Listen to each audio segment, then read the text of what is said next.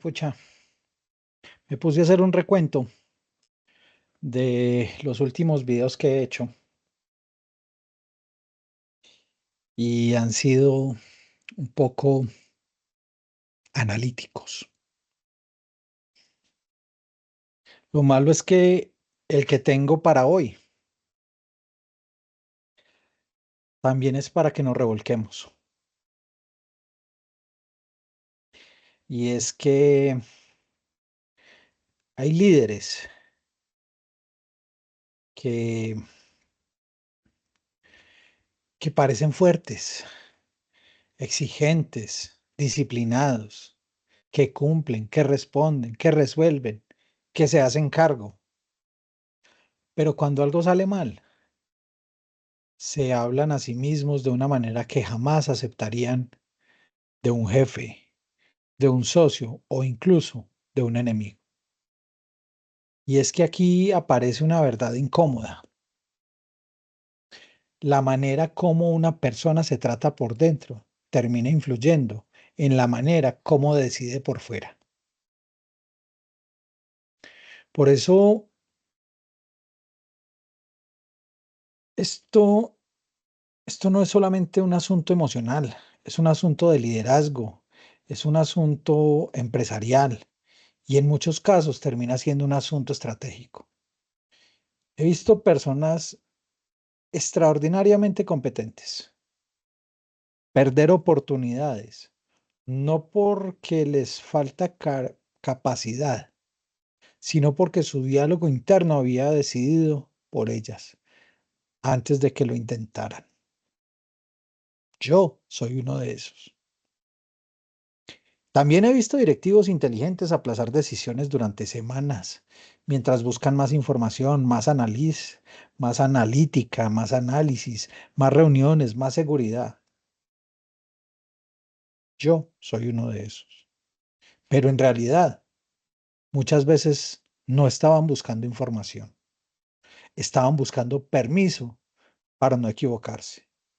Y esa diferencia cambia completamente el problema, porque una cosa es revisar nuestros errores con criterio y otra muy distinta es utilizar cada error como prueba de que no somos suficientemente buenos. Cuando eso todo, cuando todo esto ocurre, dejamos de evaluar lo que hicimos y comenzamos a juzgar lo que somos. Y desde ahí se toman malas decisiones. El primer problema aparece cuando confundimos exigencia con miedo. El perfeccionismo suele tener buena reputación y es que decimos es muy exigente consigo mismo, cuida cada detalle, no se conforma con cualquier resultado. Y todo eso puede ser muy positivo, pero existe una frontera que conviene reconocer. Cada querer hacer las cosas bien se convierte en incapacidad para tolerar una equivocación. Ya no estamos hablando de exigencia ni de excelencia. Estamos hablando de miedo, típico y cobarde miedo. Y es que ese miedo sofisticado sigue siendo miedo. Puede usar traje, puede hablar de indicadores, puede esconderse detrás de procedimientos, puede convocar reuniones interminables, puede solicitar una información adicional, puede pedir una validación más, pero continúa siendo miedo. Te voy a poner una escena bien sencilla. Tiene que tomar una decisión importante el viernes. El lunes ya dispone de buena parte de la información necesaria. El martes solicita otro análisis. El miércoles convoca una reunión. El jueves pide revisar nuevamente los números. Y el viernes todavía siente que falta algo. Tal vez sí, falte información. Pero también vale la pena hacerse otra pregunta. ¿Estoy mejorando la decisión o estoy intentando eliminar cualquier posibilidad de equivocarme? Esas son cosas muy distintas. Una buena decisión nunca puede garantizar un buen resultado. Podemos analizar correctamente una situación y aún así obtener un resultado adverso. Dirigir implica precisamente asumir esa incertidumbre. El problema comienza cuando nuestra identidad depende de acertar. Entonces, el error deja de ser información y se convierte en amenaza. Una observación de un cliente ya no es retroalimentación, se siente como descalificación. Una diferencia con el equipo deja de ser una discusión profesional y se interpreta como una pérdida de autoridad. Una decisión financiera equivocada deja de ser algo que debemos comprender y se convierte en una acusación contra nosotros mismos. Y cuando sentimos que nuestra identidad está en juego, dejamos de decidir libremente, decidimos para protegernos, controlamos demasiado, delegamos poco, evitamos conversaciones difíciles, buscamos aprobación, nos defendemos antes de escuchar y dedicamos más energía a no quedar mal que a comprender qué está ocurriendo.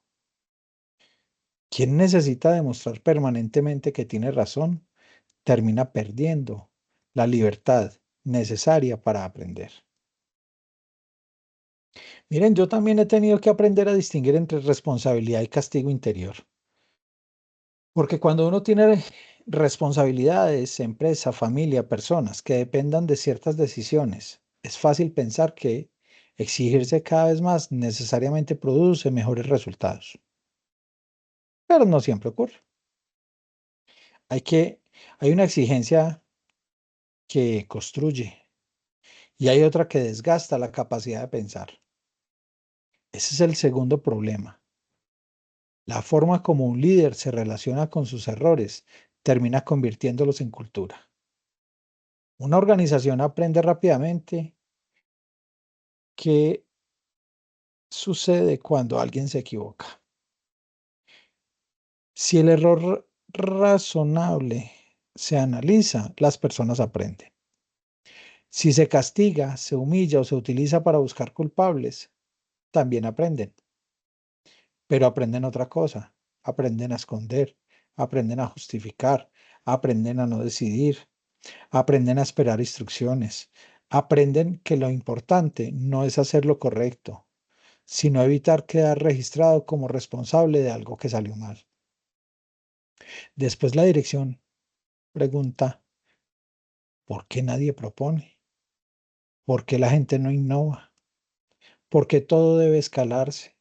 ¿Por qué los problemas aparecen cuando ya son demasiado grandes? La respuesta puede estar mucho más cerca de lo que imaginamos. La cultura de una empresa suele parecerse al diálogo interior de quienes la dirigen. Un líder que no puede reconocer serenamente sus propios errores tendrá dificultades para construir un espacio donde otros reconozcan los suyos. Por eso, me parece importante recuperar una palabra que en ambientes empresariales a veces genera resistencia: compasión. Y no estoy hablando de indulgencias. No estoy diciendo que debemos justificar negligencias, ni reducir estándares, ni convertir cualquier fracaso en algo aceptable. Hablar de autocompasión significa algo mucho más exigente: ser capaz de mirar una equivocación sin destruir a la persona que la cometió, incluso cuando esa persona soy yo. Porque responsabilidad y maltrato personal no son sinónimos. Puedo decidir, tomé una mala decisión. Sin concluir, soy incapaz de decidir. Puedo reconocer, no estaba preparado para esta situación. Sin sentenciar, nunca estaré preparado. Puedo escuchar una crítica sin entregar mi identidad a quien la pronuncie. Y puedo pedir perdón sin pensar que reconocer un error destruye mi autoridad. En realidad, muchas veces ocurre lo contrario. La responsabilidad necesita claridad. La culpa permanente consume claridad. Y esto se vuelve todavía más importante en una época marcada por la inteligencia artificial. Hoy muchas personas están comparando silenciosamente sus capacidades con sistemas capaces de producir en segundos tareas que antes requerían horas. Y quien ya vivía sintiéndose insuficiente puede interpretar este cambio como una confirmación de sus temores. Ya no soy necesario, estoy atrasado, otros entienden esto mejor, mi experiencia ya no sirve, pero la inteligencia artificial no resuelve el problema humano fundamental. Puede ayudarnos a analizar, puede producir, puede acelerar procesos, puede ampliar nuestras capacidades, pero no puede decidir por nosotros. ¿Qué merece hacerse? ¿Para qué? ¿Bajo qué principios y con qué consecuencias humanas? Es decir, todavía la inteligencia artificial no es capaz de decidir por nosotros. Esa responsabilidad sigue siendo nuestra. Por eso creo que uno de los grandes riesgos de esta época no consiste solamente en que las máquinas hagan cada vez más cosas.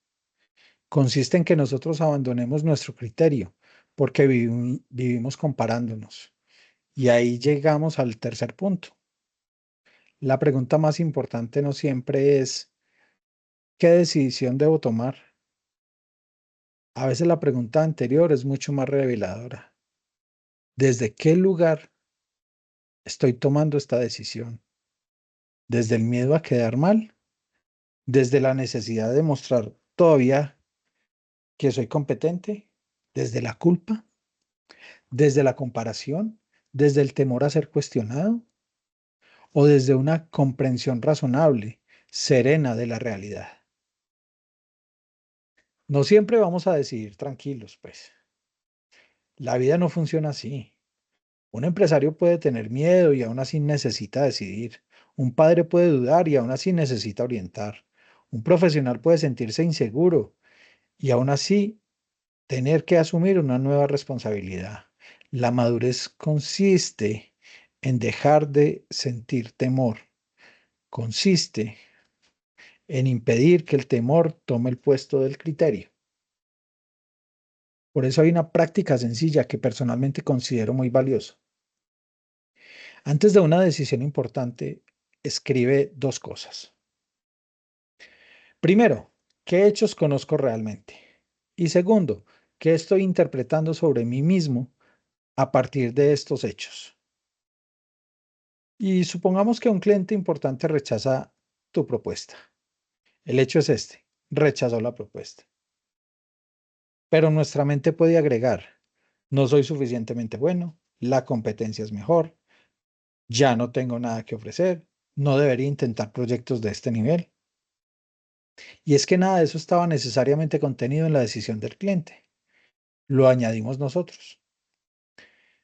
Separar hechos de interpretaciones parece elemental, pero puede cambiar una vida, porque nos permite corregir lo que hicimos sin condenar lo que somos. Voy a, voy a dejarte una pregunta. Piensa en una decisión profesional que hayas venido postergando. Un proyecto, una conversación, un cambio, una responsabilidad, una oportunidad. Y pregúntate lo siguiente con sinceridad. ¿Realmente me falta información para decidir o estoy intentando evitar la posibilidad de sentirme insuficiente si algo sale mal? Ojo, no respondas demasiado rápido, porque algunas de las decisiones que parecen más racionales esconden temores más antiguos. El paso mínimo para hoy es sencillo. Identifique una decisión pendiente y escriba qué es lo peor que su criterio interior dice que esa decisión podría demostrar sobre usted. Y después pregúntate, ¿eso es un hecho o una sentencia? Probablemente ahí comienza a ver algo que antes permanecía oculto. Y es que he conocido personas muy maduras que dudan. La diferencia es que pueden dudar sin destruirse, pueden equivocarse sin renunciar a su dignidad, pueden corregir sin inventar excusas y pueden volver a intentar sin necesidad de sentirse perfectas. El liderazgo más difícil no comienza gobernando una empresa, comienza aprendiendo a gobernar la propia voz interior, porque ninguna empresa, ningún equipo y ninguna familia pueden crecer demasiado lejos de la conciencia de quien toma sus decisiones. Quizás la pregunta no sea cuánto se exige usted. Quizás la verdadera pregunta sea esta.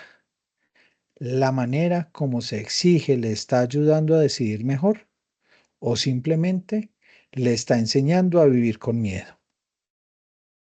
Nos vemos en un próximo video.